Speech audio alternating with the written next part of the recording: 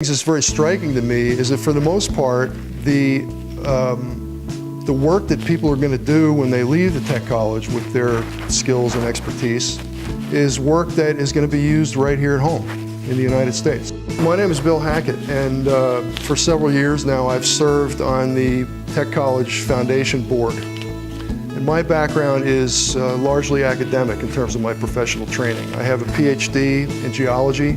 I'm a registered professional geologist. What I do is to consult to the federal government on issues of seismic and volcanic safety at nuclear facilities.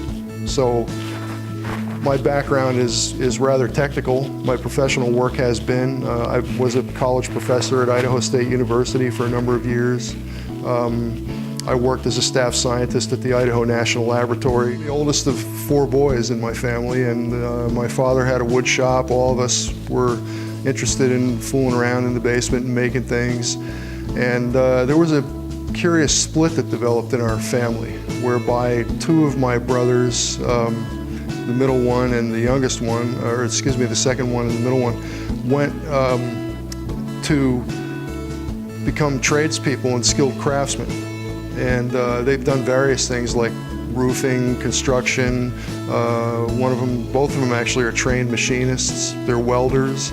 My brother Bob is a ship fitter and a drill sergeant in the United States Army.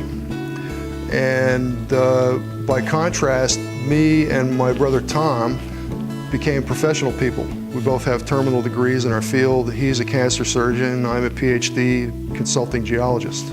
As I became older and more mature and more thoughtful about it, I began to realize that these divisions that we set up in our own minds about knowledge workers on the one hand who work with their brains, and tradespeople and craftsmen on the other hand who work with their hands, as if you don't have to use your brain when you work with your hands. I don't think that's correct. It's certainly not true for me when I do my work here in my shop studio. And so in time I developed a greater appreciation for what they do and how they do it. And I developed a great appreciation for what they had been able to pass on to me through the years, such that a lot of what I do here are things that I have an interest in, and I'm self-taught, and I've had workshops and so on, but they've also taught me a great deal about how things work and how to fix stuff and how to work on engines and do mechanical things.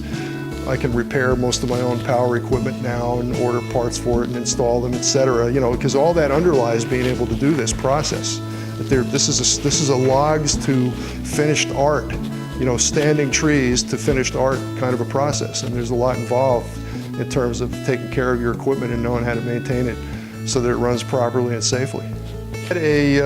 Partly through my brother's influence combined with my own interests, I've always had a pretty strong interest in doing as many things as possible in terms of the challenges of craftsmanship. Making things out of wood, making things out of metal, even stone carving. And when I joined the Tech College Foundation Board of Trustees, made a light bulb go off. I could take advantage of some of the facilities and services that are offered here at the Tech College. And so I enrolled in sort of an open lab arrangement with some of the people in sheet metal and welding. It has opened really a lot of new opportunities for me in art and in terms of my repertoire as a craftsman. Some time ago, I picked up a book that I saw recommended in someone else's article. It's a book by Matthew Crawford called Shop Class as Soulcraft. And the author is a PhD in philosophy, I think from Harvard. There are many messages that I got from this book, but I think one of the most significant ones is that it's time to dispel, time to get rid of this artificial distinction that we've created in our educational system and in our minds, that somehow people who work with their hands and go into the so-called trades are to be distinguished from those who go pursue academic and professional careers. For me, I can't imagine doing just one or the other.